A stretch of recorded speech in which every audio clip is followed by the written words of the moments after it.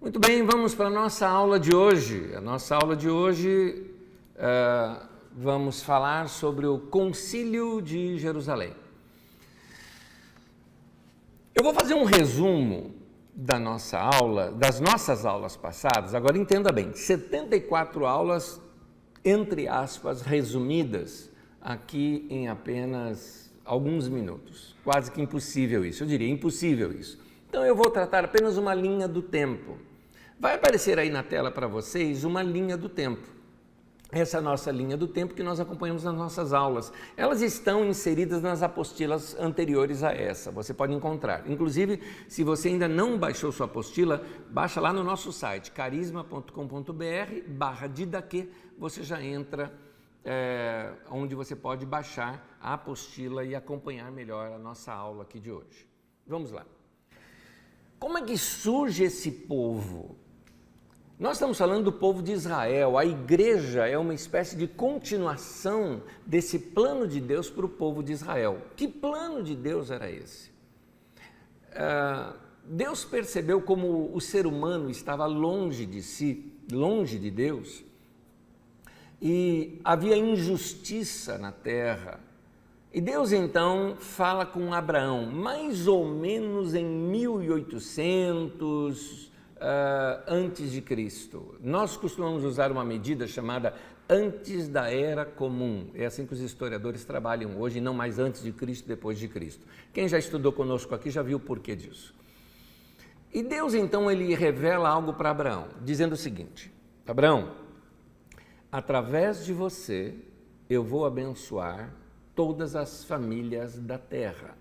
A ideia de Deus era criar um povo, porque é interessante que o texto original, na verdade, a palavra terra ali não é a terra planeta terra, mas o termo ali terra é o termo terra agricultável, ou seja, em ti serão abençoadas todas as famílias da roça. Ou seja, Deus estava dizendo que aqueles que não tinham vez e voz numa sociedade iriam agora ter, através desta nação que Deus criaria, que seria através da descendência de Abraão. A nação ela passa a ser formada muito tempo depois. Vocês conhecem as histórias bíblicas, mas é interessante notar que quando você lê o texto sagrado não foi escrito ali, no momento em que as coisas estavam acontecendo, como se fosse uma grande reportagem. Os textos sagrados foram transmitidos oralmente, de geração após geração, e muito tempo depois, quando os judeus perceberam que iriam perder essa tradição oral, começaram a registrar estes textos. Muitos textos foram registrados até que chega no texto final que nós temos hoje na nossa Bíblia Sagrada, que já é um texto lá depois já do exílio na Babilônia, que vocês vão ver aqui comigo nessa linha do tempo. Então, ainda trabalhando aqui na linha do tempo, quem está escrevendo está olhando para o passado, remontando a história desse povo, lançando o fundamento das suas origens. Esse povo saiu dessa situação de exploração que eles estavam debaixo da maior potência do mundo daquela época, que era o Egito, e Deus iria formar uma nação através daquela linhagem, descendência ali de Abraão. Os pobres teriam a sua terra, os pobres teriam direito à terra, aqueles que forem injustiçados teriam direito à terra, a vida seria uma vida comunitária e o principal aqui, o culto a Deus seria integrado à vida cotidiana. Interessante isso. Diferente das outras nações que tinham lá os seus deuses, que tinham o templo ao lado do palácio, ou seja, de uma certa forma para corroborar a autoridade ali do rei, a religião e o governo trabalhando juntos e oprimindo o povo. Diferente disso, Deus estava criando uma nação que este Deus poderia ser cultuado em qualquer lugar onde se levantasse um altar para ele. Inclusive, mais adiante, quando você tem aquele tabernáculo, era algo móvel que ficava no meio do povo, tanto que o povo se acampava ao redor e em torno daquela tenda chamada tabernáculo, e quando eles andavam, a Arca da Aliança, que representava a presença de Deus, ia no meio deles, ia junto com eles. Então era um Deus que andava com eles. É essa que é a ideia. Então, esse povo iria aprender a andar com Deus, Deus daria para eles a sua lei, eles seguiriam esta lei e seria um povo que viveria esta vida comunitária. Muito bem. Esse povo foi formado por diversas migrações, isso nós já estudamos aqui em outras aulas passadas. A Bíblia Sagrada, para que fique mais fácil para a gente memorizar, trata apenas daquela migração que veio do Egito.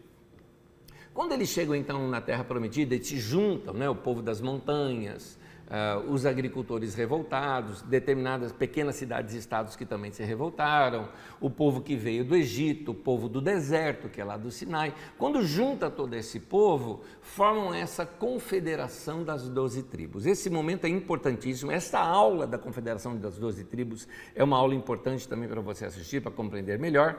E eles vivem dessa maneira, que os números aqui são aproximados, tá, das datas, de entre 1405 até 1030 a.C. Mais ou menos nesse período eles vivem dessa maneira. O que acontece é que essa nação que deveria seguir esse ideal de seguir a lei de Jeová, não é? A lei de Deus, eles erraram diversas vezes, o livro dos Juízes nos mostra isso muito, diversas vezes se desviaram. Finalmente, eles resolvem olhar para as nações vizinhas e começam a querer copiar as nações vizinhas, que eram pequenas cópias da maior nação que havia perto deles, que era a nação do Egito. Até hoje no mundo é assim.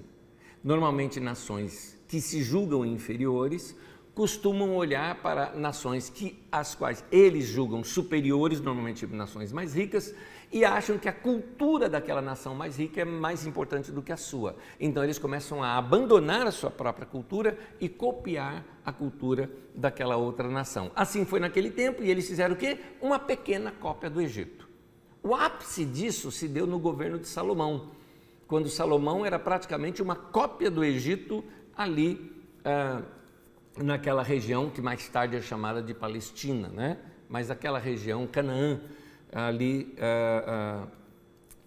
onde Salomão acaba reproduzindo bastante a questão ali do Egito. Muito bem. Um grupo acaba rompendo com esse governo que estava centralizado em Jerusalém, ali que Salomão havia deixado centralizado dessa maneira. Esse grupo mais ao norte, junta-se às tribos do norte, eram 10 tribos, e eles recompõem o nome, tomam para si o nome de Israel. Para eles eram o verdadeiro Israel. Ao sul, ficando apenas Judá e Benjamim, essas duas tribos, Judá ao sul, com a capital em Jerusalém, começou a centralizar tudo ali. Como ao sul havia o templo, ao sul estava toda a herança da riqueza e organização que Salomão havia deixado, o sul, embora menor, era mais próspero do que o reino do norte.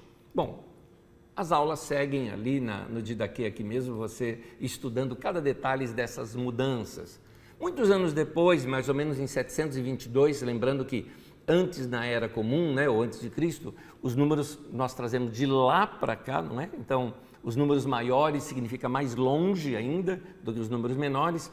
Então, vindo para cá, mais ou menos em 722, a Assíria, um grande império mundial, destrói o Reino do Norte completamente, arrasa com a sua capital, espalha os habitantes que haviam restado naquele lugar e trazem habitantes de outros lugares para morar ali. No entanto, eles mesmos colocam alguns sacerdotes de Jeová lá também para ensinar o povo e fica esse povo misturado que foram chamados os samaritanos. Ao sul ficam os de Judá, por isso os judeus. Eles também sofreram o ataque da Babilônia anos depois, em 587, e com a queda de Jerusalém em 587, a boa parte dos sacerdotes, os líderes do templo, aqueles que eram liderança do povo, são levados para o exílio na Babilônia e se torna um grupo compacto ali na Babilônia. Muito bem. A Pérsia entra no cenário imperialista mundial em 538, derrotando a Babilônia e assumindo todo aquele império. Ela manda com que todos aqueles que eram colônias ali de imigrantes, né, que haviam sido trazidos forçadamente em exílio para a Babilônia, voltassem para suas terras. Não foi só o povo judeu que voltou para suas próprias terras, outros povos também voltaram. Os judeus voltaram, reconstruíram Jerusalém. Existe aí a reconstrução do templo, na verdade, uma nova construção.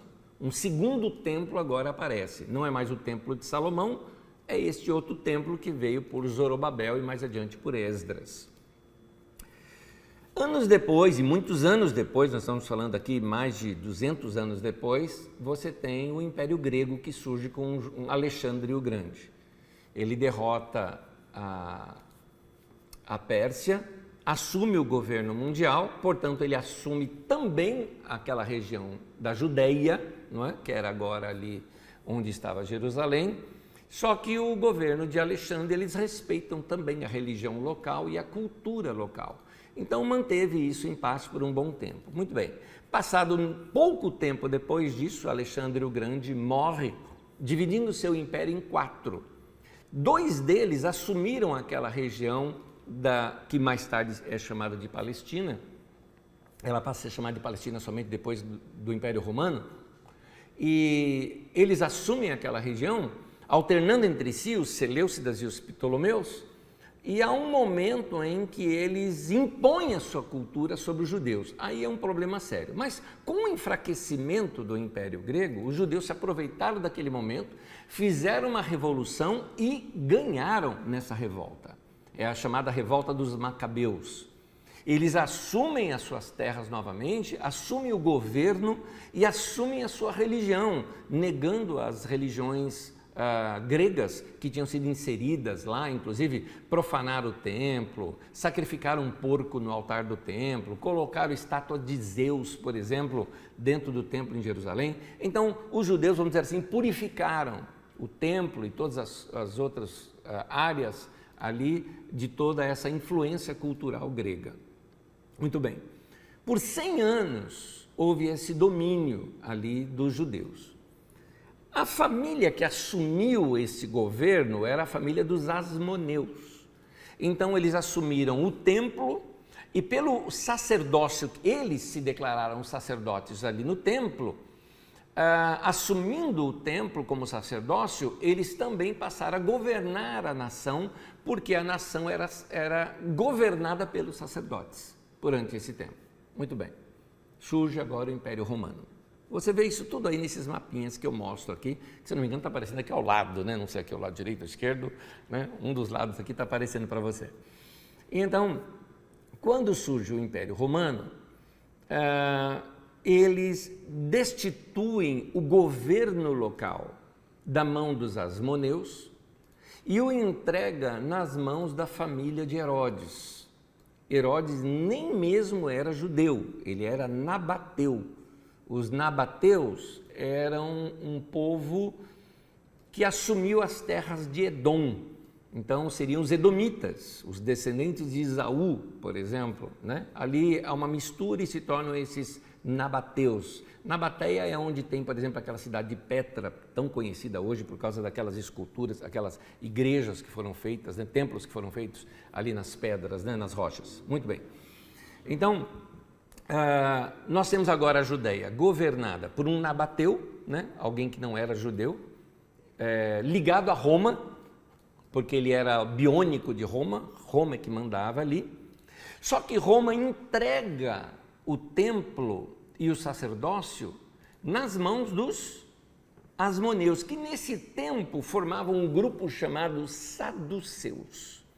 Os Saduceus, então, eram alguém que tinham uma certa ligação política com Roma, através de Herodes. Os saduceus, nesse tempo, tinham uma doutrina mais light, mais leve, para poder suportar estas situações estrangeiras. Os saduceus não aceitavam alguns dos profetas, eles tinham partes apenas do Antigo Testamento que eles utilizavam e usavam. E eles eram também a elite, a parte mais rica dos judeus, porque eles controlavam o comércio do templo, eles controlavam as fazendas que serviam os bois e os animais que eram sacrificados no templo, eles controlavam o câmbio do templo e eles também tinham, por serem sacerdotes, entre aspas, viviam daquilo que vinha do templo. Há um deles que assume o sacerdócio e ele começou a colocar seus filhos como subsequentes, ele colocou 5 filhos dele como subsequentes no sacerdócio ali.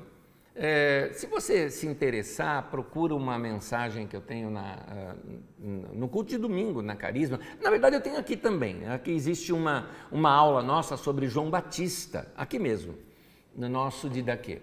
E nessa aula de João Batista eu mostro que, na verdade, João Batista é que deveria ter sido, pela linhagem, ser o sacerdote. Mas, lá dos saduceus, manipulação deles, eles assumiram o sacerdócio. João Batista era, nesse tempo, já órfão, porque seus pais eram velhos, então morreram cedo, morreram logo, e era muito provável que João Batista corria perigo de vida. É nesse sentido que 2 grupos se separam ali, então, dentro da religião judaica. Um deles formam os fariseus, que os fariseus eram os separados, que eles não concordavam com o templo, né? Eles não concordavam com os saduceus, mas eles se sujeitavam a Roma, e aqueles que foram para o deserto, no qual eles se separaram completamente de Israel, passaram a viver no deserto, não aceitavam o governo de Roma e não aceitavam também aquilo que vinha do templo. Eles eram os essênios. Provavelmente são eles que adotam João Batista e guardam João Batista, né, para que ele não fosse morto. Quando João Batista já está adulto, ele entra em cena, mais ou menos no ano 26 da nossa era já, né, da era comum, da nossa era. É nesse momento que João Batista entra pregando. Jesus frequentava essas reuniões de João Batista. Tempos depois, você vê Jesus assumindo o seu próprio ministério, inclusive com a própria bênção do João Batista, que o batizou e vê o Espírito Santo descendo sobre ele e o reconhece como o Cordeiro de Deus, como o Messias. Surge então o movimento de Jesus. O movimento de Jesus, ele praticamente é uma continuação do movimento de João Batista. O movimento de João Batista foi bem curto, o de Jesus um pouco mais longo. Depois desse movimento de Jesus, é interessante, esse movimento de Jesus causou assim aquilo que hoje nós, né, tanto evangélicos quanto católicos, chamamos de avivamento, uma espécie de um avivamento entre os judeus, porque o povo se convertia, no sentido de mudar de direção de vida, curas e milagres acontecendo, coisa que eles não viam há muito tempo, reconhecimento de um profeta que foi João Batista, e agora eles também viam naquele tempo ainda Jesus como profeta, né? Tanto que em Lucas 10 fala isso, né? Um grande profeta se levantou entre nós e Deus visitou o seu povo. Quando Jesus ressuscita, por exemplo, aquele filho da viúva, o povo disse acerca dele, há um reboliço todo na Judéia ao ponto de que nós temos cartas que são trocadas entre líderes políticos de Roma, com César em Roma, contando acerca desse tal de Jesus. A narrativa é mais ou menos assim, Jesus que se vestia à moda dos nazarenos e vai contando as coisas que aconteciam ali na Judéia. É muito interessante isso. Então, surge esse movimento, e aí, esse povo que esperava a restauração de um reino de Israel, na mente deles estava que esse Messias restauraria o reino de que maneira? Do estilo Davi e Salomão, ou seja, um rei que seria rei e sacerdote e que ele colocaria o culto a Jeová como um único culto e que ele governaria, venceria Roma e colocaria Israel sobre todas as nações do mundo como uma espécie de um grande império. Errado. É isso que eles não estavam entendendo. Deus queria cumprir sobre eles a promessa, não de Davi e Salomão, mas Deus queria restaurar a promessa que ele havia feito lá atrás para Abraão, que o povo da roça teria vez e voz, que haveria uma igualdade entre as pessoas e uma possibilidade para todas as pessoas. É assim que surge a igreja. A igreja, de fato, entendeu isso. A igreja é aquele povo judeu que havia se reunido ali após a ressurreição de Jesus, ali em Jerusalém, que receberam o Espírito Santo e que a partir dali você começa a perceber um grande movimento que vai se espalhando em toda a terra, a tal ponto que chegou até nós até hoje. Eles estavam inspirados por aquelas experiências do início da nação, lá da confederação das 12 tribos, tanto que o que acontece lá na igreja? Eles começam a repartir tudo que tem, aqueles que tinham casas, terrenos e tudo mais, claro, eles não vendiam a sua própria casa, porque senão não teriam de morar, mas aqueles que tinham casas e terrenos e tantas outras coisas, vendiam, juntavam tudo e ajudavam ali os pobres, os necessitados, os estrangeiros, os refugiados, as viúvas. Era lindo isso que estava acontecendo ali entre a igreja. Eles estavam vivenciando de novo o Israel de Deus, formado lá na confederação das 12 tribos. Eles estavam formando agora o quê? Um novo Israel. Essa era a ideia inicial na igreja. Veja bem, no início da igreja, aquilo que a gente chama igreja primitiva, eles não se consideravam cristãos, como nós falamos hoje. Eles se consideravam judeus. E judeus que tinham recebido o Messias, que era o quê? Um judeu que era o Filho de Deus e que pregou o Evangelho para eles, a boa notícia para eles e trouxe libertação para eles. Muito bem. Os primeiros conflitos surgem. Esses primeiros conflitos, judeus mais tradicionais, não estavam aceitando os costumes destes judeus que viviam no exterior e que agora povoaram ali Jerusalém e começaram a ficar em Jerusalém. Isso aconteceu lá em Pentecostes. A festa do Pentecostes, vinham judeus de todas as partes do mundo. É mais ou menos assim, vamos colocar algo hipotético aqui. Em Jerusalém deveria ter o quê? Talvez ali uns 20, 30 mil habitantes, durante as festas receberia assim 150 mil, 200 mil pessoas, algo mais ou menos assim. Eu sei que isso aqui é hipotético, esses números, eu nunca fiz uma conta exata para se referir a isso, mas muito visitante, muito turismo religioso naquele momento.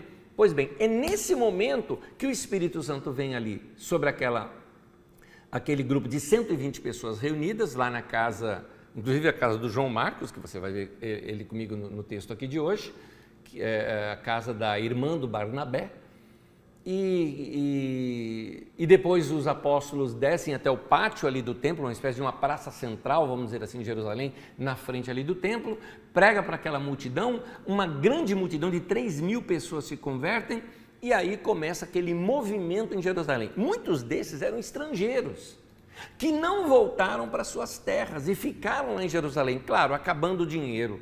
Como é que eles iriam comer? Os irmãos mesmos vendiam o que tinham só para o povo ficar ali e ser discipulado. Pois bem, Jerusalém rapidamente recebeu uma forte população estrangeira, de judeus, sim, mas que vivia fora e, por viver fora, tinha cultura de fora. Falavam grego e não aramaico. As escrituras que eles usavam era a Septuaginta, que era escrita em grego, e não a que os judeus usavam, que era escrita em hebraico. Eles tinham costumes e vestimentas iguais estrangeiros e não iguais os judeus ali da Judéia. E isso começou a gerar conflitos. Esses novos judeus cristãos, eles não veneravam o templo, porque o templo não era algo assim tão importante para eles como o povo da Judéia achava que era. E eles entenderam rapidamente, para eles foi muito mais fácil entender o que Jesus queria dizer: eu vou destruir esse templo, em 3 dias vou reconstruí-lo. Jesus estava dizendo: eu vou destruir a ideia que vocês têm desse templo aqui de Jerusalém e vou reconstruir como? A igreja, quando Jesus ressuscitou. Então, foi fácil para eles entenderem isso. Você nota isso, por exemplo, no sermão de Estevão, em Atos no capítulo 7. Em Atos no capítulo 7, Estevão diz: Deus não habita em templos feitos por mãos humanas. Então, aquele templo que os judeus veneravam, que na verdade foi um templo construído por Herodes, aqueles que não eram ali da Judéia não davam esse valor todo religioso ou sagrado para aquele templo. Para eles o templo era aquela comunhão que eles estavam experimentando como igreja. Pois bem, começou a haver uma forte perseguição dos judeus tradicionais, contra os novos judeus, vamos chamá-los assim. Eles ainda não eram chamados de cristãos. Então, o ápice dessa perseguição foi que, em Atos 7 mostra, por exemplo, Estevão sendo linchado. Foi um linchamento, um apedrejamento ali sobre Estevão. A partir daí, uma forte perseguição surgiu. O caso é que um dos maiores líderes dessa perseguição, exatamente o cara que ia com uma tropa, tentando achar quem eram esses cristãos, né, ou esses judeus novos cristãos que negavam o templo e traziam para serem presos, açoitados e até mortos, contrário ao que o Império Romano permitia, porque o Império Romano não permitia que os judeus matassem pessoas, né? Então, um desses líderes dos judeus, criado aos pés, foi discipulado pelo teólogo judeu, vamos dizer assim, de maior reputação que havia lá, que era Gamaliel, este rapaz chamado Saulo de Tarso. Saulo é o nome dele em hebraico, Paulo é o nome dele em grego, então Saulo e Paulo é a mesma coisa. Saulo, na verdade, é de Saul, sabe? O nome do rei Saul, é nesse sentido. E então, este líder que executava essa perseguição toda se converte. Tem ali em Atos 9 isso, essa conversão de Paulo. A partir dali você já estudou, novas igrejas surgem. Porque com a dispersão, Filipe, por exemplo, que era um dos judeus de fala helenística, né, e líderes da igreja, vai para Samaria, o povo de Samaria se converte. Pedro está em Jope, é chamado lá para a casa de Cornélio, lá em Cesareia, o povo lá se converte. Tem os italianos lá que são batizados. Aí Barnabé é enviado para Antioquia. Antioquia ficava na Síria naquele tempo. Hoje Antioquia fica na Turquia. É parte hoje da Turquia, mas naquele tempo ela pertencia à Síria. E lá surge a igreja de Antioquia, que nós já estudamos aqui nas aulas passadas, aliás, até na última aula você viu isso. E Barnabé vai lá, e Barnabé vai atrás desse Saulo, que havia se convertido, estava um pouco isolado lá em Tarso, traz esse Saulo e começa algo novo a acontecer ali em Antioquia. Na ebulição da ação de Deus em Antioquia, o Espírito Santo fala, Atos 13, separem o Barnabé e o Saulo por uma obra que eu chamei eles para fazerem. E envia o Saulo e Barnabé com a bênção da igreja, que saem ali, passam pela Síria, né? Ali na Síria, passam por Chipre, entram na Turquia e começam a pregar em todas essas cidades e voltam e um monte de gente se converte, tem cura, tem milagre, tem muita coisa acontecendo e a igreja começa assim, crescer no mundo inteiro. No mundo inteiro começa a surgir novos lugares chamados igreja. Agora, é interessante, lá em Antioquia, pela primeira vez, esse grupo de pessoas é chamado de cristão. Então, esses cristãos, que seriam esses judeus convertidos e tudo mais, começam a se espalhar. Só que agora começam a se converter também gregos, que era o caso lá da igreja de Antioquia. E começa a surgir embates agora, um outro tipo de embate. Judeus tradicionais que haviam se convertido e que frequentavam ali em Jerusalém, com todos os rituais do templo. Eles eram, por exemplo, da linha dos fariseus, mas haviam se convertido. Foram até lá em Antioquia da Síria e viram um monte de gregos que estavam também convertidos e que não eram judeus, e diz para eles que eles tinham que ser judeu primeiro, antes de serem cristãos. Ou seja, primeiro tinha que praticar o ritual da circuncisão, entrar para o judaísmo para então experimentar a salvação. E aí então tem esses embates entre judeus tradicionais, que eram fariseus convertidos ao cristianismo, embates com essas novas igrejas que estavam completamente desaculturadas do judaísmo. É esse o momento da nossa aula de hoje. É proposto um concílio em Jerusalém, que é o tema da nossa aula de hoje. Junta-se as principais lideranças ali de Antioquia, Paulo, Barnabé e mais alguns outros irmãos, e vão discutir esse assunto com lideranças lá de Jerusalém, para eles se alinharem. E começamos então a estudar como que era esse concílio em Jerusalém. Nós vamos ler quase que Atos 15 inteiro hoje aqui.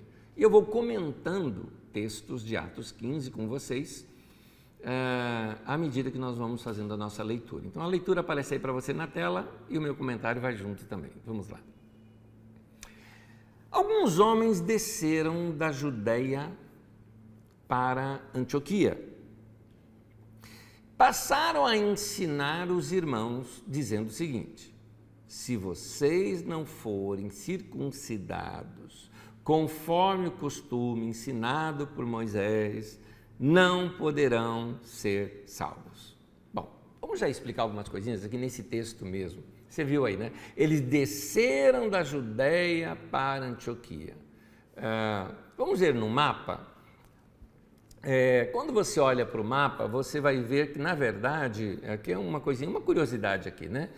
Que a Judeia fica embaixo e a Antioquia, que é a Síria, hoje Turquia, fica lá em cima. Então, essa diferença que tem entre Judeia e Antioquia dá a impressão assim, mas como assim? O texto diz, desceram da Judeia para a Síria. É porque o autor não tem em mente o mapa no sentido norte e sul.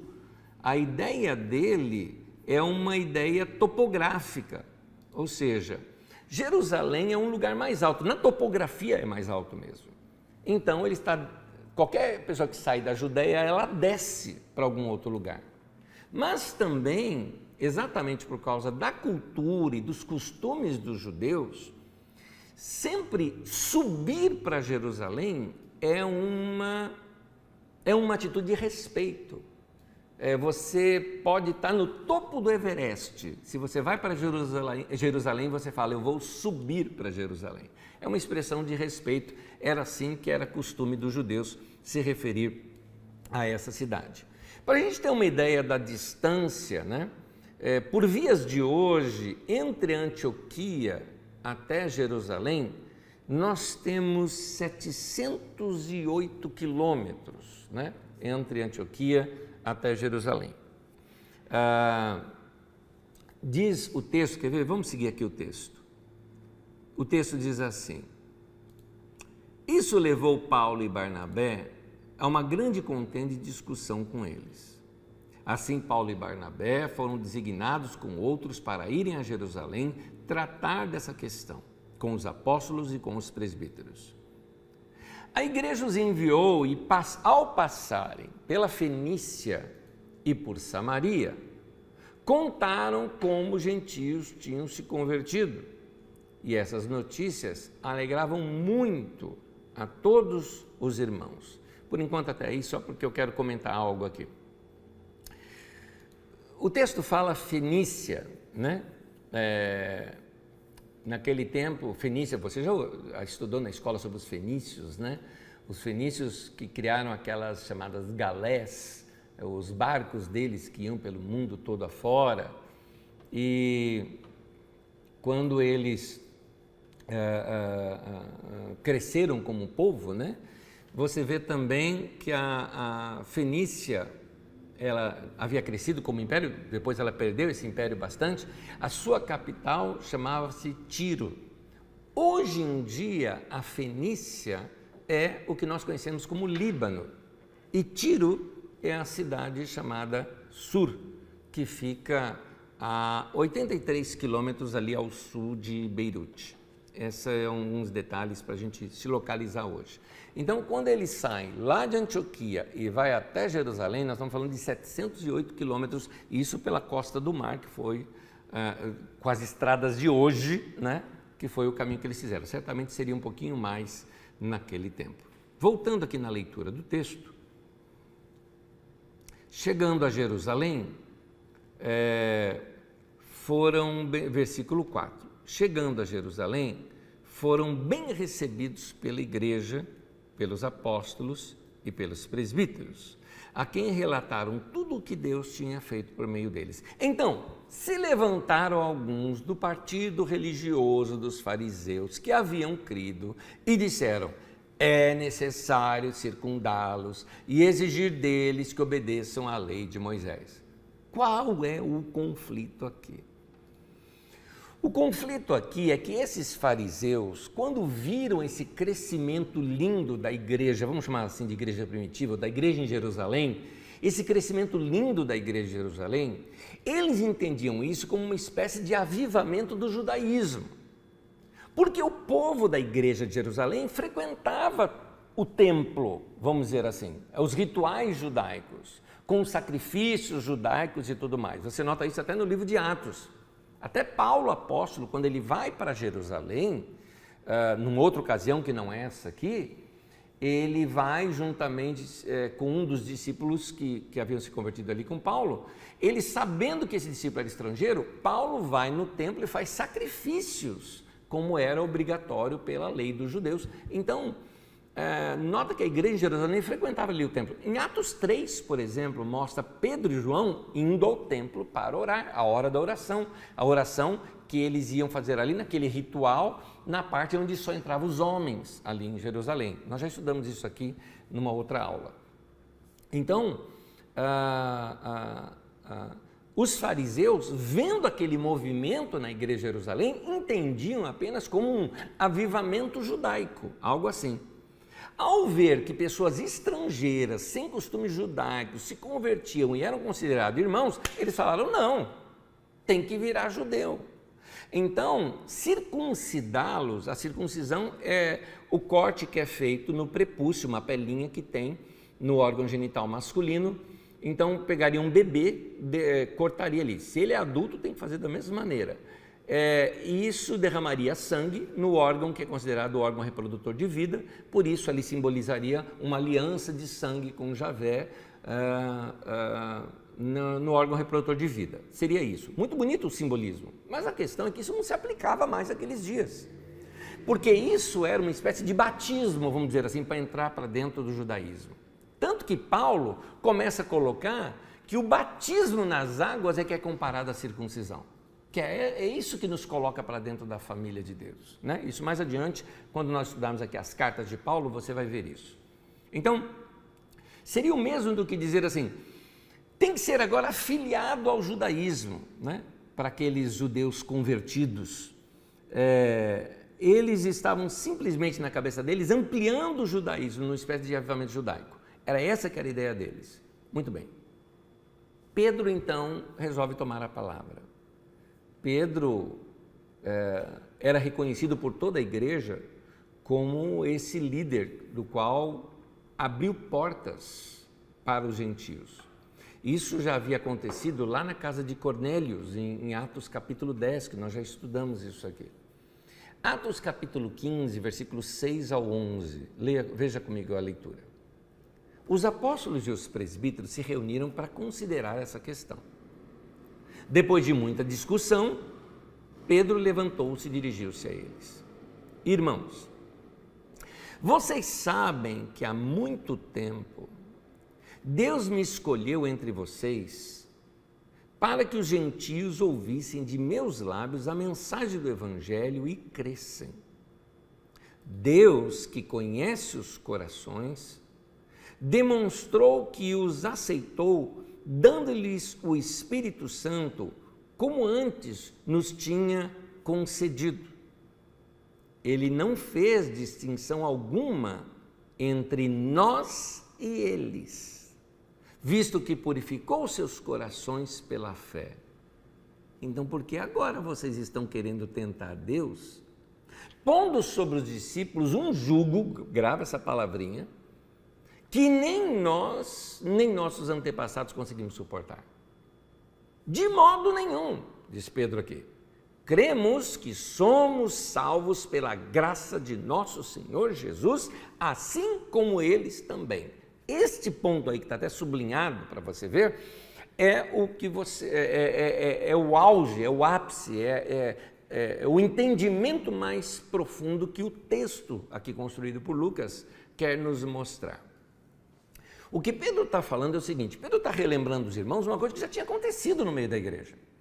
Ele falou, vocês estão colocando esse peso aqui sobre Paulo e Barnabé, mas espera um pouquinho, vamos voltar atrás. Quando eu estava lá em Jope e recebi aquela visão dos céus, aquela visão dos lençóis, e fui até a Cesareia Marítima, lá na casa de Cornélio, ou Cornelius, né, que é um nome latim, que era um italiano, chefe um centurião, um chefe de 100 soldados, uma autoridade romana. E chegando lá, pregando para eles, no meio da pregação foram cheios do Espírito Santo, eles foram batizados no Espírito Santo, assim como nós lá no princípio, ou seja, em Atos 10 aconteceu com o povo gentílico, o que aconteceu, gentílico é aquele que não é judeu, tá? O mesmo que aconteceu com nós lá em Atos 2, seria isso aqui, usando Atos como referência. Quando Pedro chega em Jerusalém, em Atos 11, né, na narrativa de Atos 11, a igreja se reúne e quer ouvir Pedro, e Pedro então mostra para eles, fala, gente, se Deus deu para eles o Espírito Santo, assim como ele deu para nós, quem era eu para negar água para eles do batismo? Então, tanto que Pedro ordenou que todos fossem batizados, e eles foram. Então Pedro destaca, Deus não fez distinção alguma em quem era judeu e quem não era. Ele deu o Espírito Santo para um e deu para outro também.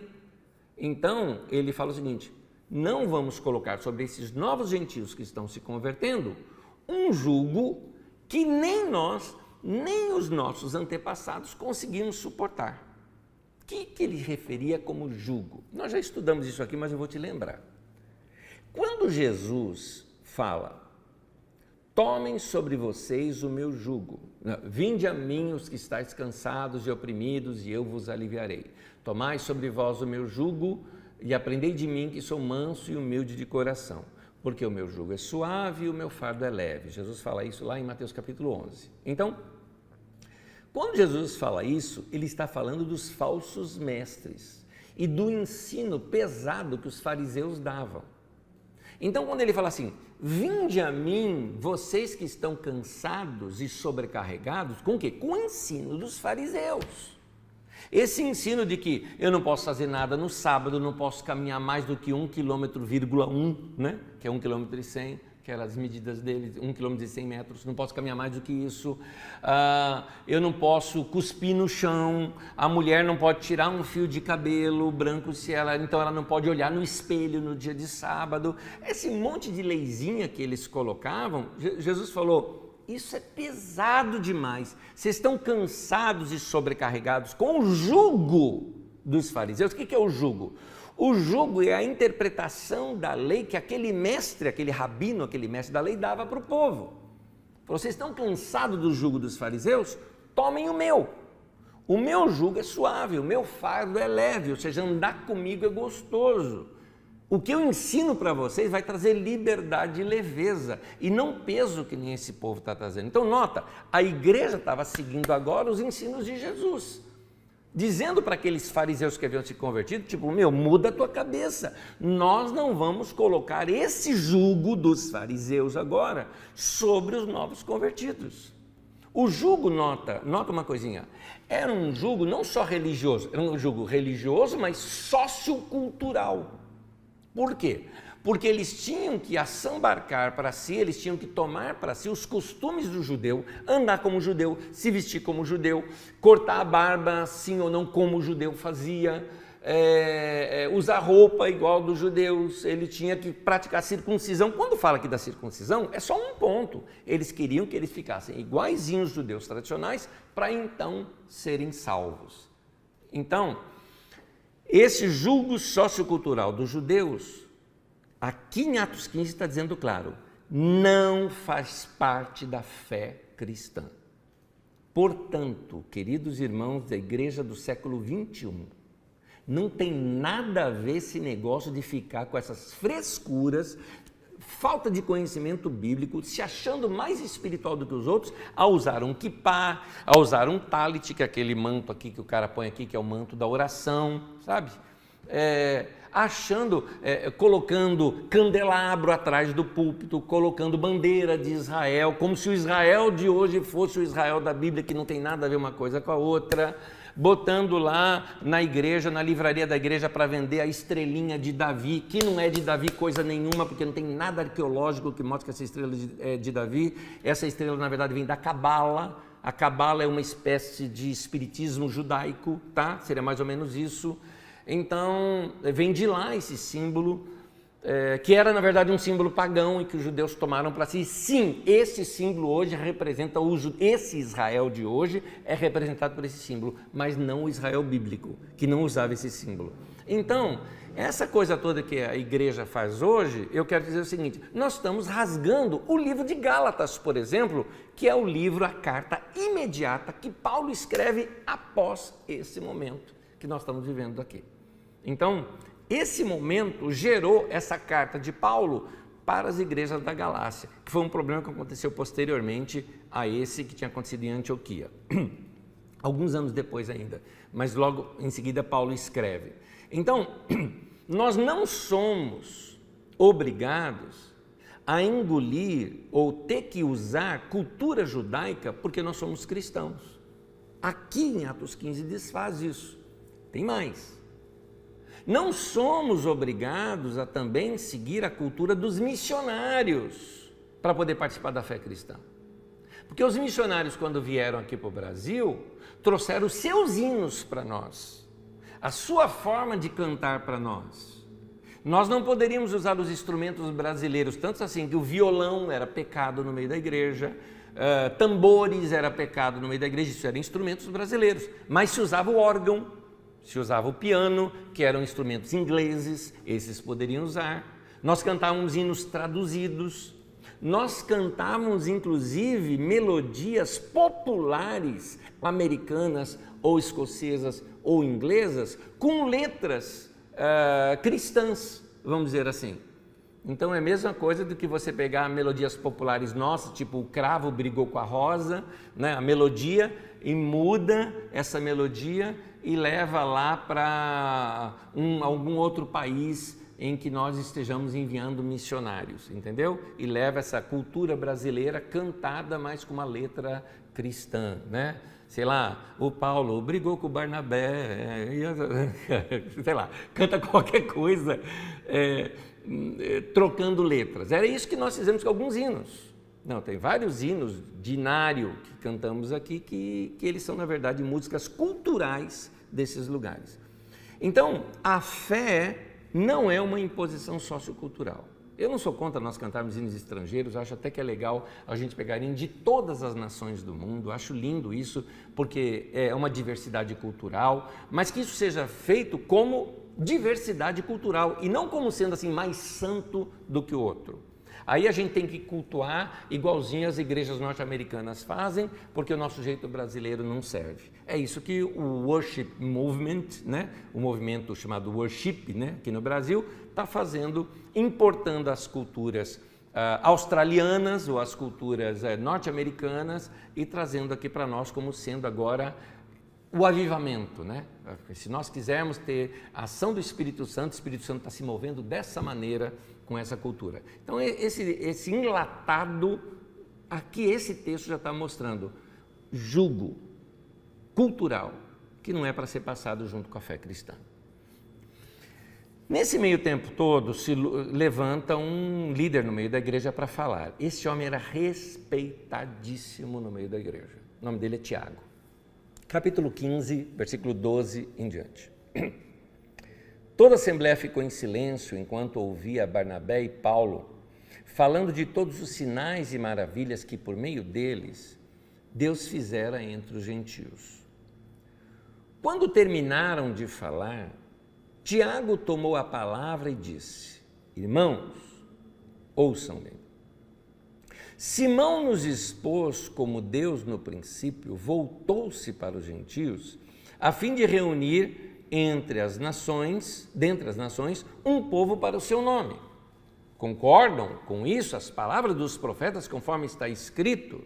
Depois disso, voltarei e reconstruirei a tenda caída de Davi, reedificarei as suas ruínas e a restaurarei, texto do profeta Amós, para que o restante dos homens busque o Senhor e todos os gentios sobre os quais tem sido invocado o meu nome, diz o Senhor que faz estas coisas conhecidas desde os tempos antigos. Portanto, julgo que não devemos pôr dificuldades aos gentios que estão se convertendo a Deus. Ao contrário, devemos escrever a eles, dizendo-lhes que se abstenham de comida contaminada pelos ídolos, da imoralidade sexual, da carne de animais estrangulados e do sangue, pois, guarda bem esse pois, desde os tempos antigos, Moisés é pregado em todas as cidades, sendo lido nas sinagogas todos os sábados. Muita explicação preciso dar aqui nesses textos. Primeiro, nós vemos aqui uma liderança de Tiago e uma primazia da igreja de Jerusalém sobre as demais. Por que o concílio tem que ser em Jerusalém? Por que a carta sai da igreja de Jerusalém depois sobre as outras igrejas? Por que isso se deu? Bom, uma das hipóteses é que a igreja em Jerusalém seguiu uma sucessão de liderança através da família de Jesus. Tiago era irmão de Jesus. Então é muito provável que por causa disso foi aceita essa liderança. Tanto que assim, você nota a família de Jesus ali em torno, né, da igreja em Jerusalém, e nos outros lugares é que surgem outras lideranças. Mas isso aqui é só uma hipótese. Hipótese significa uma tese fraca, tá? Hipo é fraco, ou pequeno, né? Uma pequena tese, né? Então uma hipótese. No entanto, a gente precisa reconhecer o seguinte: Tiago tinha méritos incríveis. Basta você ler um livro, que é um livro chamado Tiago, tem o nome dele, que não foi ele quem escreveu, mas alguém seleciona os melhores textos de Tiago, ou melhor, as melhores mensagens e ensinamentos de Tiago, e faz um compêndio deles e tem ali para nós o livro de Tiago. Ao ler ali, você vai ver que homem sábio que ele era. Ao ler o livro de Atos, você vai ver que grande conciliador que era esse Tiago. Eu acho que Tiago, assim, era uma espécie de Salomão do Novo Testamento no sentido de sabedoria. Era um homem assim que se destaca bastante. Tanto que quando você lê o livro de Tiago, há muita similaridade entre o livro de Tiago e os discursos do Sermão da Montanha. Tem muita semelhança ali. Então é muito interessante essa liderança sábia, equilibrada, conciliadora desse tal Tiago. Agora, essa centralização em Jerusalém da igreja pode ser que ainda era devido ao templo. E a forte ligação que a igreja tinha ainda com o judaísmo, lembra que eu falei? A igreja se julgava parte do judaísmo. Portanto, se a centralização do judaísmo vinha de Jerusalém, a da igreja também vinha de Jerusalém. Pode ser isso, exatamente por eles se julgarem judeus. Agora, nos chama a atenção essas restrições que aparecem no final do texto. Você lembra disso? No final do texto ele fala assim, dizendo-lhes que se abstenham de comida contaminada pelos ídolos, da imoralidade sexual, da carne de animais estrangulados e do sangue. Vamos lá. Algumas coisas aqui para a gente considerar sobre esse texto de Lucas. Lucas escreve esse texto de Atos não ali na hora em que está acontecendo. Lucas faz a redação do texto de Atos aproximadamente 30 anos depois desse ocorrido. Ou seja, o que Lucas escreveu não era uma reportagem. O que Lucas escreveu, ele escreveu para mostrar a ênfase da moral que surgiu daquele concílio, que era falar que a salvação é pela graça e não por obras. Quando fala por obras, não está falando, gente, de obra social, não é disso que está falando. Obras ali é a circuncisão, aquelas práticas judaicas que caracterizavam o judaísmo, aquilo que eram as obras, tá? Então a salvação não é por aquilo, a salvação é pela graça em Jesus. O texto mais antigo do que esse texto de Lucas é o texto de Gálatas. E o texto de Gálatas foi escrito pouco tempo depois dessa ocasião. Gálatas capítulo 2, de 1 a 10, Paulo narra esse acontecimento que teve em Jerusalém. E quando ele narra esse acontecimento, é interessante, Paulo não menciona qualquer restrição. Existe apenas um pedido ali, o pedido para eles se lembrarem dos pobres. E aí, qual que está certo? Esse texto de Lucas ou o texto de Paulo? Porque eles estão, entre aspas, se contradizendo. Vamos aprender da seguinte forma. Quando nós estudamos aqui no Didaquê, principalmente das primeiras aulas, eu vim mostrando para vocês que os textos bíblicos, como diz um pequeno livrinho, né, que a gente até recomenda para vocês lerem, que a Bíblia uma escrita a muitas mãos, né? Um texto lá de Carlos Mesters. Nesse texto até mostra que muitas vezes os textos sagrados, eles vêm de coletânea de tradições que chegam até uns escritores finais, né? Ou seja, experiências da comunidade, né? Que chegam até que se registra no texto final. Muito bem, o texto de Lucas é isso. O próprio Lucas diz isso na introdução do texto dele, porque Lucas e Atos são 2 tomos de um grande escrito dele. O próprio Lucas fala isso. Lá na abertura, na introdução do primeiro tomo, que é o Evangelho de Lucas, ele fala que ele pesquisou, que ele conversou com pessoas, que muitos escritos ele pegou, juntou, colocou em ordem e escreveu. Então, é muito provável que o texto mais antigo, que é o de Paulo, está correto, que depois, lá do Concílio de Jerusalém, não foi dito nada com relação a essas restrições. Mas é provável que Lucas tenha resumido ali, ou reunido ali, aqui nesse texto que lemos em Atos 15, mais de uma fonte. Ou seja, aquelas restrições sugeridas por Tiago provavelmente foram feitas sim, mas de uma outra ocasião, visando orientar outras comunidades que agora eram formadas por judeus e por gentios. Por que razão que eu estou falando isso? Porque na comunidade lá de Antioquia era só de gentios, a comunidade de Jerusalém era só de judeus, então não tinha esse conflito. Mas novas comunidades surgiram de judeus e gentios juntos. Então, certamente foram feitos escritos para ordenar e coordenar essa situação, orientar essas comunidades formadas por judeus e gentios convertidos, e Lucas une esses 2 materiais nesse texto aqui agora. Agora é interessante, olha a sabedoria de Tiago, porque eu vou dizer uma coisa para você, eu concordo com o que Tiago está escrevendo aqui. O Tiago manda o seguinte, ele aqui, né? O que ele sugere, no versículo 21 diz assim: por que tem que fazer tudo isso? Pois, versículo 21, desde os tempos antigos, Moisés, ou seja, a lei, o Antigo Testamento, é pregado, ou seja, nas sinagogas, em todas as cidades, sendo lido nas sinagogas todos os sábados. Ele falou, as pessoas vão ver contradição, ou seja, se você fizer essa prática, vai chocar demais as pessoas. Então não faça, por amor aos irmãos. Isso não é diferente do que Paulo, por exemplo, recomenda na sua carta lá aos Coríntios.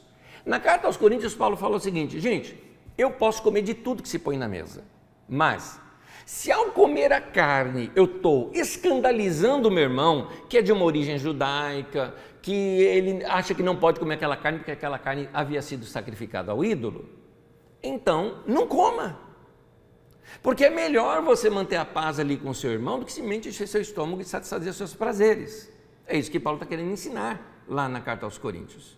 Então, note que até o próprio Paulo também usa essas restrições. Muito bem, isso aqui são restrições lá daquele tempo, de choques com a religião predominante no tempo ali, né, na redondeza ali, que era a religião judaica. Então, eles falam, em outras palavras, qual é a moral da história? Respeita a religião do outro. Mesmo que você tenha uma liberdade de fazer alguma coisa que pode chocar o outro, não choque, não faça. Não é? Então, é interessante esse detalhe para que a gente pegue isso e transporte para os nossos dias.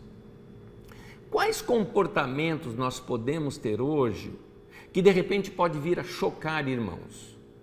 Por exemplo, tem irmãos que falam o seguinte, a Bíblia não fala que beber cerveja é pecado, a Bíblia fala que é contra a embriaguez. Está certíssimo, é verdade mesmo. Não é pecado beber cerveja e a Bíblia é contra a embriaguez. É isso. Se você não se embriagou, não tem pecado nenhum nisso. Não é pecado beber vinho, porque até Jesus bebia vinho. É pecado, é embriaguez com vinho. Sim, de fato, você não está errado com relação a isso.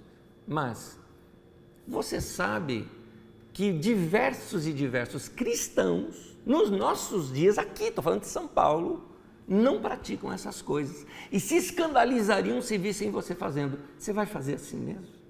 Sabendo que aquilo escandaliza o seu irmão? Que ele não consegue compreender isso? Aí você vai falar, mas ele que está errado. Ele foi ensinado daquele jeito. Será que você não pode deixar de lado esse seu costume cultural, porque você é descendente de alemão, né, por causa da cerveja, ou descendente do italiano, por causa do vinho, ou seja lá o que for, por causa disso, será que você não pode deixar isso para não escandalizar o irmão? Mas Paulo trata desse assunto chamando de crente espiritual e crente carnal. O espiritual procura a unidade. O carnal gera divisão, gera briga, gera contenda. Aí eu devolvo para você. Você é espiritual ou carnal? É justo você, sendo cristão, por exemplo, sabendo que tomar cerveja em público, beber vinho em público, para o seu irmão que talvez frequente uma igreja pentecostal, que tenha costumes, é escandaloso aquilo, você ainda tira a foto e coloca na sua rede social, você acha certo isso?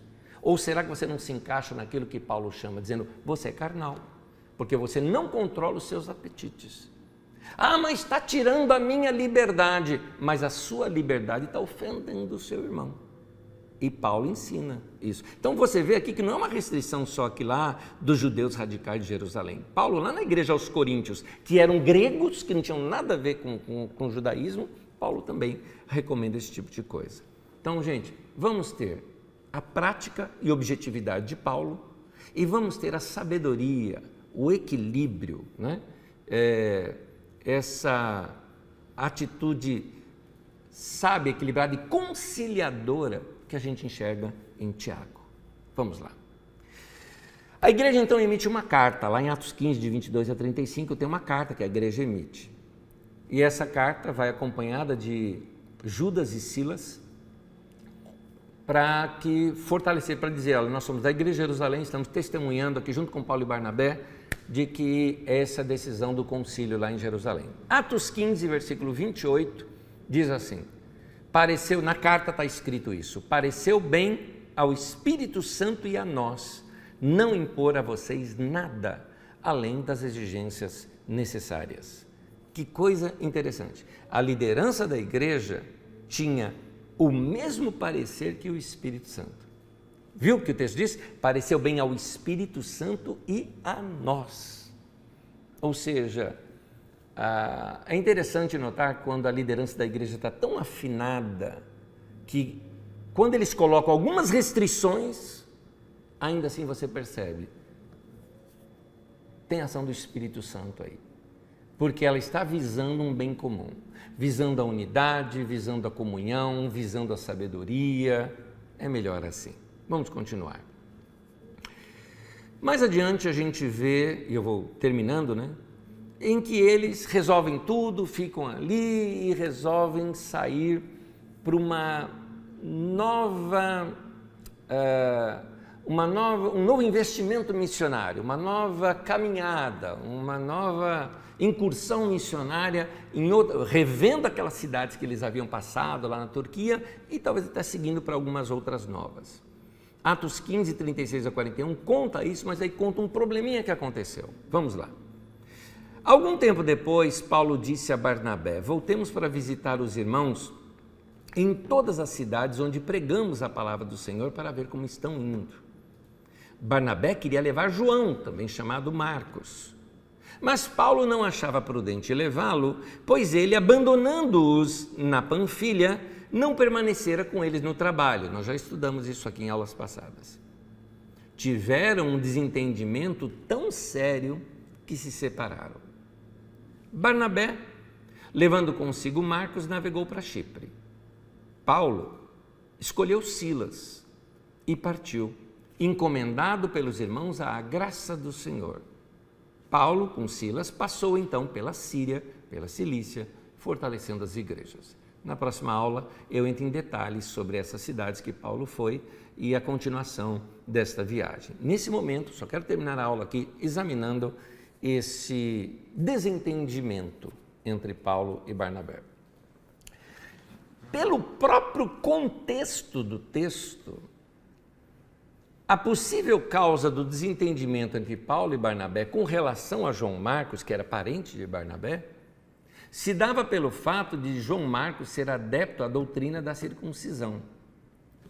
Vamos voltar à história. Eu não coloquei aqui os textos, mas você deve se lembrar, ou pode buscar aqui na sua Bíblia mesmo, ou até ver na aula passada nossa. Quando eles estão atravessando Chipre, eles atravessam inteira aquela ilha de Chipre. E eles conseguem uma audiência com Sérgio Paulo, que era o procônsul lá de Chipre.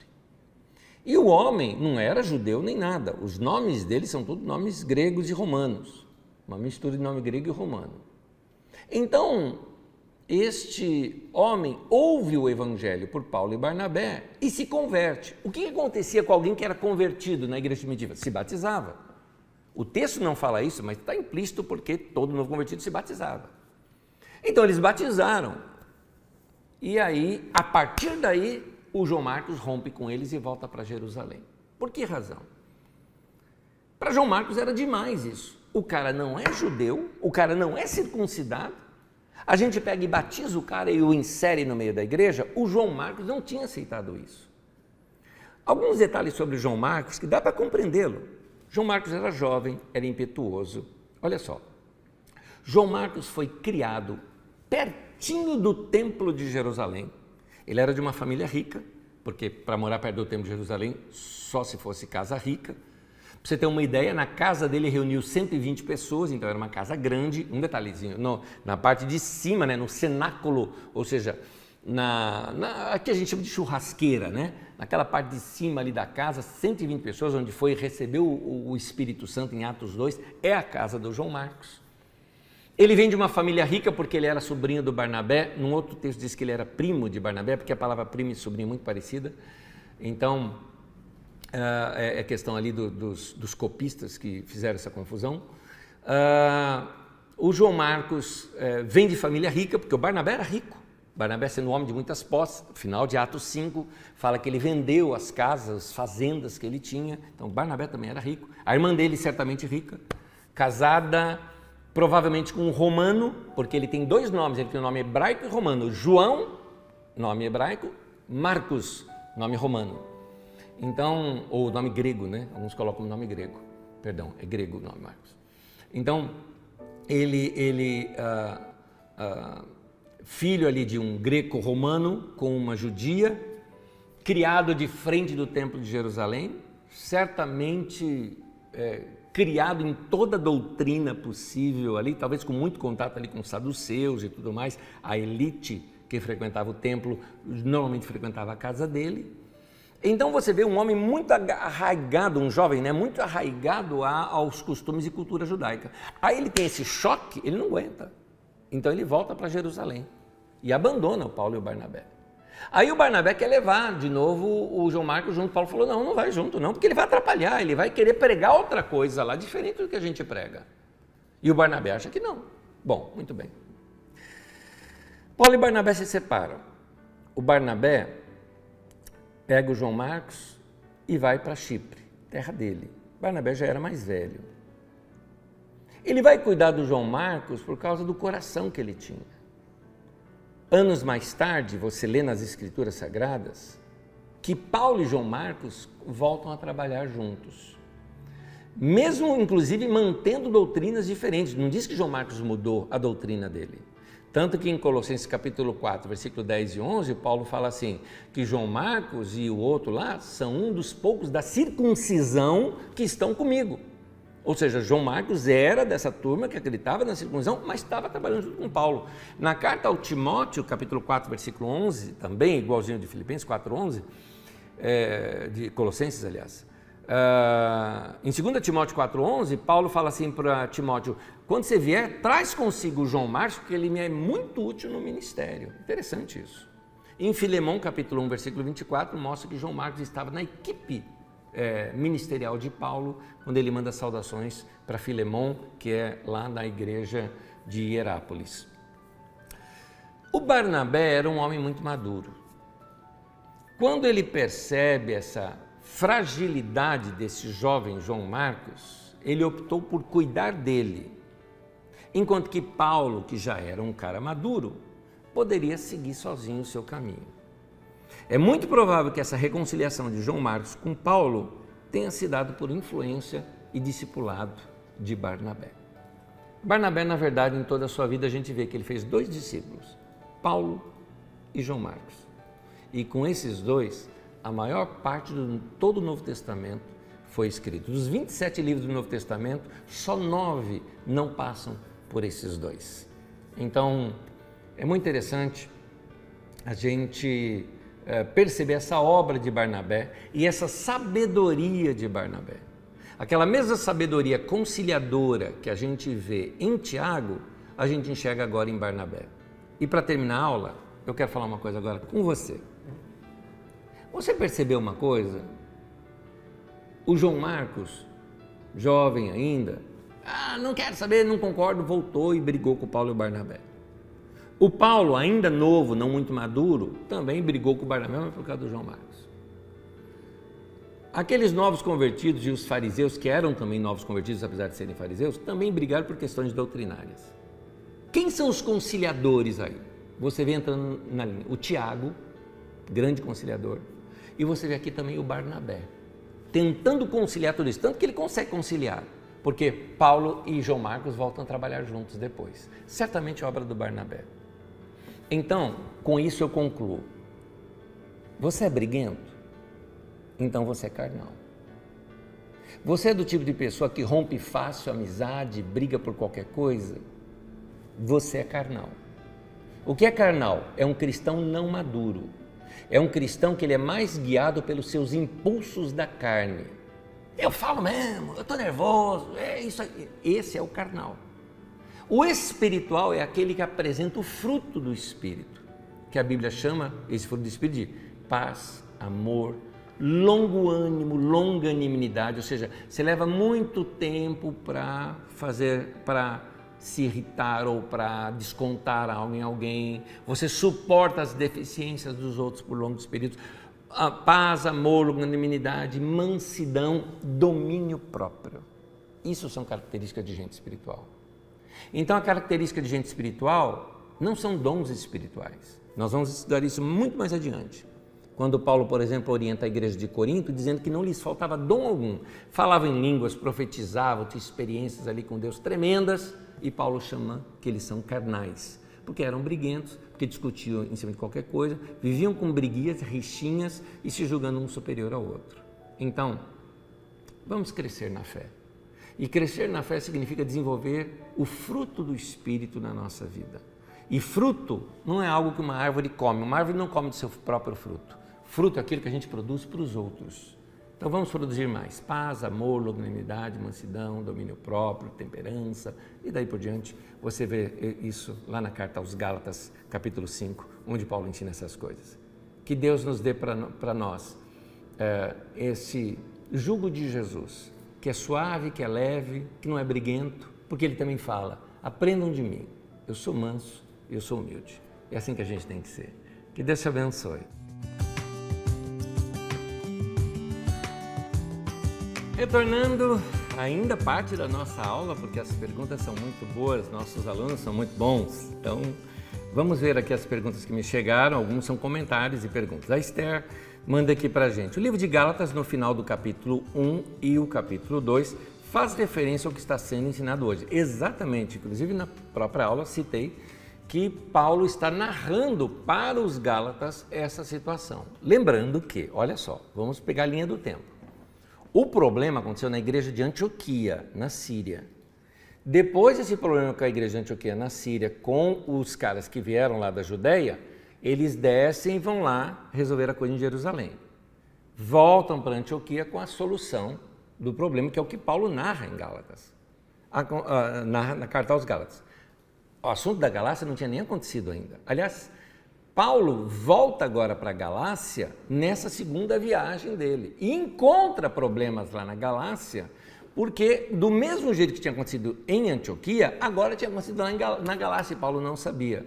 Então Paulo pega e escreve essa carta para os Gálatas, alguns anos depois, e narra essa situação que tinha acontecido anos antes, lá com a igreja de Antioquia e com esses fariseus que vieram de Jerusalém. É isso, a carta aos Gálatas, Paulo está bravo ali e esclarece bem isso. Muito bem.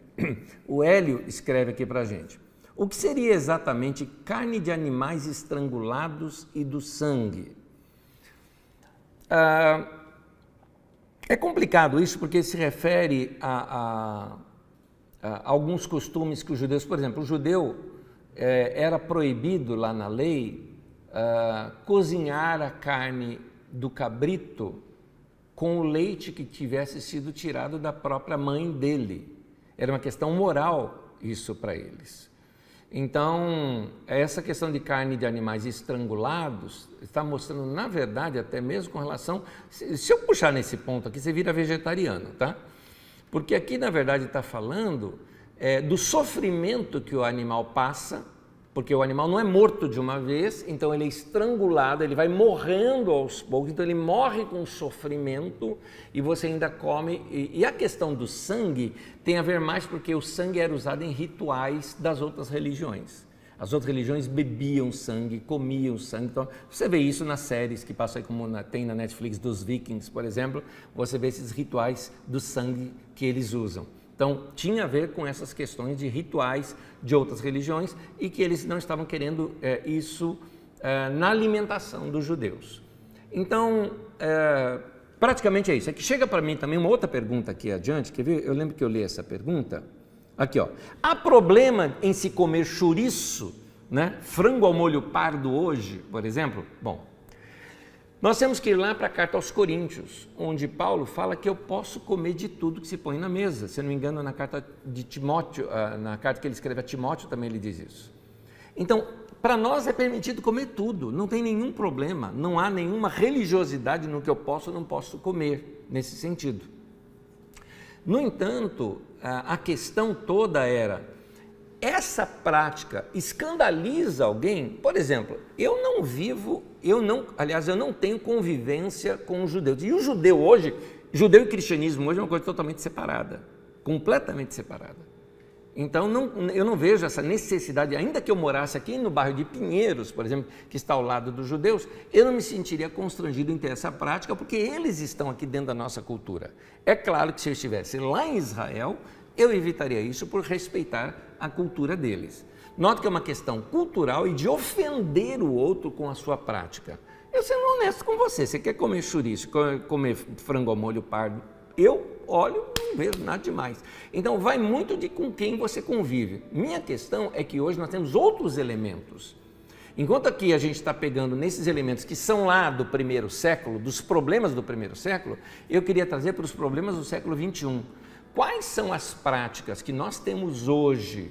Nós da Carisma, você que frequenta Carisma, qual prática você vê que entre nós somos livres de praticar e que estando diante de irmãos da mesma fé que nós, como outras igrejas de denominações diferentes, não tem a prática e isso escandalizaria? Eu vou te dar exemplo. Por exemplo, se eu vou pregar numa igreja, por exemplo, da Assembleia de Deus, eu não vou do jeito que eu estou vestido aqui, não posso. Eu tenho que ir de terno e gravata, porque isso seria desonroso eu subir no púlpito, por exemplo, sem uma gravata, numa igreja que tem uma prática tradicional.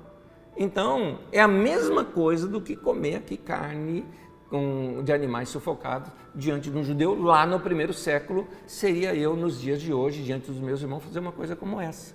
Então, aqui está ensinando esse respeito à cultura do próximo.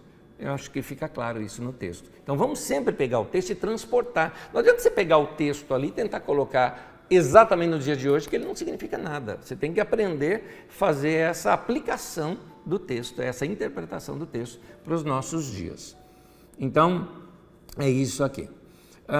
Estou tentando juntar aqui. Tem uma pessoa que, o Robson, você colocou aqui. Hoje os adventistas são os fariseus da época de Cristo? De maneira alguma, querido.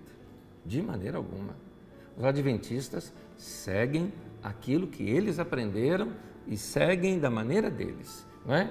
Da mesma forma, batistas, presbiterianos e tantos outros, eu não os vejo como fariseus, não. Aliás, tem até alguns adventistas que eu até admiro até bastante. E tem adventistas também que não têm as práticas todas que os chamados adventistas do sétimo dia têm. Então, há várias divisões dentro dos próprios adventistas, tá? Mas, é claro, eu não tenho aquelas práticas que eles têm, eles seguem muito ao pé da letra alguns textos do livro de Levítico, mas eu não os compararia aos fariseus. Os fariseus eram falsos. Os fariseus eram hipócritas. Eu não acho que os adventistas são hipócritas, não. Aqui, nesse ponto, eu os defendo, mesmo não praticando as coisas que eles praticam. Eu não uso das práticas dos adventistas, não acredito na escatologia adventista, aquele livro da mulher lá que é a profetisa deles, lá o grande conflito, eu não acredito em nada daquilo, né? Mas eu os respeito, e tenho grande respeito por eles, inclusive, e não acho que eles são hipócritas. Vamos lá. O problema do fariseu é que o fariseu pregava isso e não vivia, tá? Ou dava jeitinho de burlar a lei, né? Na lei ele só podia andar 1 quilômetro. O que ele fazia? 1 quilômetro a partir da sua casa. Então, no dia anterior, ele ia na casa de um amigo que estava a 1 quilômetro e deixava suas coisas ali. Andava mais 1 quilômetro e deixava suas coisas na casa de outro. Então, ele andava 1 quilômetro até aquela outra casa, naquela outra casa tinha coisas dele, ele falava, bom, aqui também é minha casa, então eu posso sair daqui mais 1 quilômetro. Então, ele ficava dando jeitinho na lei. Por isso que Jesus chamava de hipócrita. Vamos lá.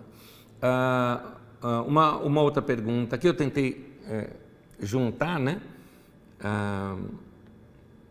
Aqui as perguntas. A Franciele coloca aqui para mim: Anésio, você falou de Barnabé, Paulo e João Marcos sobre discipulado. O que é discipulado hoje para você na prática? Vamos voltar para a gente entender discipulado hoje, vamos entender discipulado de Jesus. Quando você pega o discipulado de Jesus com os seus discípulos, é muito diferente desses movimentos que nós vemos hoje de discipulado, G12, M12, sei lá que outro número que tem aí, grupo MDA, né? Esses montes de sigla nova que tem, que eu respeito, são métodos, eu respeito como métodos, são métodos. Algumas igrejas estão se dando bem com elas, outras não se dão bem. Algumas regiões do Brasil se dão melhor por causa da própria cultura local. Aqui em São Paulo é um pouquinho mais complicado, porque a nossa cultura é diferente, como nas grandes cidades. Então, a gente tem que ver, porque para mim isso tudo é método. Método, para mim, não existe certo ou errado, é se funciona ou não funciona. Eu acho que aqui em São Paulo a gente tem que rever esses métodos aí que são enlatados. Do jeito que está lá na Colômbia, tem que copiar aqui. Do jeito que está em Manaus, tem que copiar aqui. Do jeito que está lá no Pará, tem que copiar aqui. Eu não gosto desse tipo de coisa. Que foi lá na Coreia, tem que ser aqui. Eu não gosto desses enlatados. Então, o discipulado de Jesus, olha só. Jesus chega para os seus discípulos e fala: vocês estão limpos pela palavra que eu tenho falado. No discipulado de Jesus com os discípulos, você não vê terapia. Jesus não chega assim, manda o discípulo deitar lá e me conta a tua vida. No discipulado de Jesus, você não vê os discípulos perguntando para Jesus se eles podem ou não podem comprar uma manta nova, se ele pode ou não pode cortar a barba, não é? Porque hoje em dia o que se ensina no discipulado é isso, que tudo você tem que falar com o discipulador. E o discipulador, nesses métodos, passa a usurpar algo que é posição do Espírito Santo. Aí eu já acho perigoso. Quando você fica determinando o que a outra pessoa pode ou não pode fazer.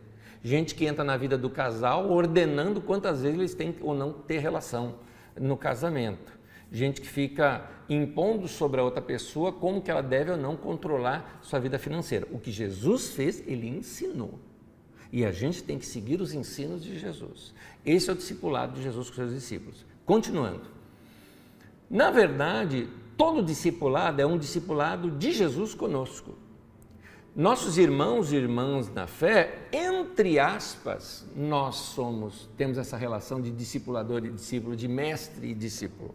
entre aspas, porque Jesus falou, ninguém chama mestre, é só ele que é o mestre. Mestre no sentido de discipulador, não no mestre no sentido de ensino, tá? No mestre de ensino existe professores, apóstolos, profetas e mestres, é nesse sentido. Mas vamos dizer o seguinte, todos nós somos discípulos de Jesus, eu não sou discípulo de alguém, somos discípulos de Jesus. Em consideração, eu posso falar, eu sou discípulo do Jamê. Quando eu falo que eu sou discípulo do Jamê, por exemplo, que foi meu pastor, eu estou dizendo que os ensinos dele eu me abri e eu recebi e pratiquei na minha vida. Portanto, eu me considero um discípulo dele, nesse sentido. Não significa que eu fico aqui consultando com ele cada hora, eu vou vender o fogão lá de casa, devo vender? Não, eu quero trocar a máquina de lavar lá de casa, compro uma nova agora, tenho que esperar, né?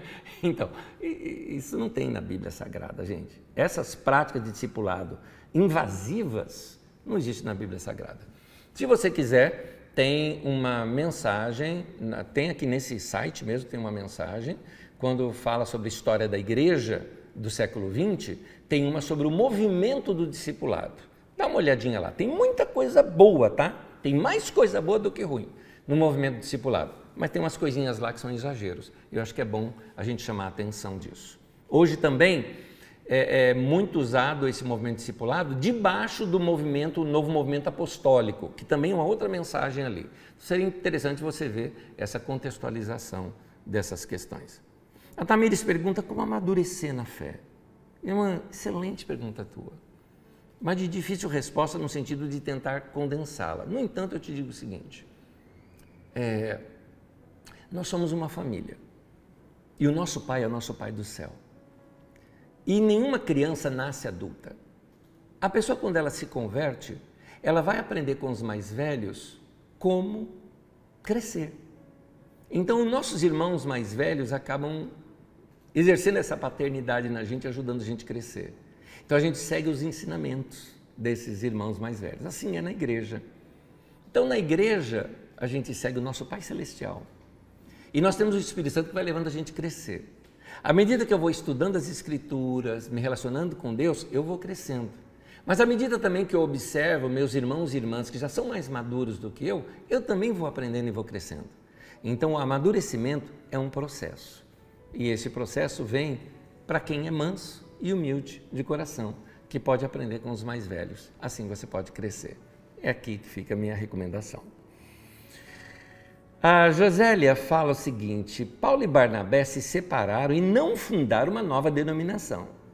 Quando a igreja começou a se fragmentar tanto? Boa pergunta, Josélia, mas a gente vai estudar isso aqui ainda, então eu não tenho como te adiantar isso agora. Nós começamos a ver aqui já uma certa divisão entre os judaizantes e os não judaizantes. Já tem essa pequena fragmentação aqui. Nós vamos ver algumas fragmentações de doutrinas também. Algumas doutrinas joaninas são um pouquinho diferentes das doutrinas paulinas, que são um pouquinho diferentes das doutrinas de Tiago ou das petrinas. A gente vai estudar isso um pouquinho mais adiante. Tem sim algumas coisas. Mas o interessante é que a igreja durante todo esse primeiro século, mesmo tendo detalhes doutrinários diferentes, eles eram um só e se consideravam uma só igreja. A igreja começa a se fragmentar muitos anos depois. Mas isso, como eu já disse, eu pretendo, depois de terminar aqui o Novo Testamento, estudar a história da igreja. Isso não acontece nos tempos bíblicos, acontece muito tempo depois dos tempos bíblicos, tá bom? Deixa eu ver se tem mais uma aqui. Antônio Carlos está falando, Jesus não declarou puro todos os alimentos? Sim, eu acho que eu já respondi isso aqui, né? Não é até Paulo que fala que a gente pode comer de tudo que se põe na mesa e tudo mais, tá? Então, como a Bíblia até fala que todas as coisas são puras para aqueles que são puros, é verdade isso. O que eu estou falando aqui é que nós estamos nos detendo numa discussão do primeiro século. E eu estou tentando te trazer o conceito para o nosso século. No nosso século não tem a ver com comer ou não comer. No nosso século tem mais a ver com beber ou não beber, você pode perceber. Mas não só isso, outros tipos de comportamentos também. Então a gente tem que saber como lidar com esses comportamentos quando estamos com irmãos na fé que creem no mesmo Cristo que nós, no mesmo Jesus que nós cremos, que creem no Espírito Santo tanto quanto nós, que creem na Bíblia da mesma forma que a gente, no entanto, nos seus costumes são diferentes de nós. Então, quando nós estivermos diante de tais irmãos, é maduro da nossa parte respeitarmos isso. Se nós não respeitarmos, a Bíblia vai nos chamar de carnais e de crianças. É isso. Gente, vamos amadurecer. Vamos ser mansos e humildes, seguir a palavra de Deus, nos abrirmos para o aprendizado, aprendendo sempre, mudando sempre e deixando para desenvolver dentro de nós isso que a Bíblia chama de fruto do Espírito. Que Deus nos encha de paz, amor, longanimidade, mansidão, domínio próprio, temperança, bondade, benignidade, que a gente seja cheio da palavra de Deus. Deus abençoe você, até a nossa próxima aula, na próxima terça-feira, que você esteja conosco. Se você não assistiu às aulas anteriores, aproveita aí o seu tempo durante a semana e assiste com a gente. Deus abençoe, até!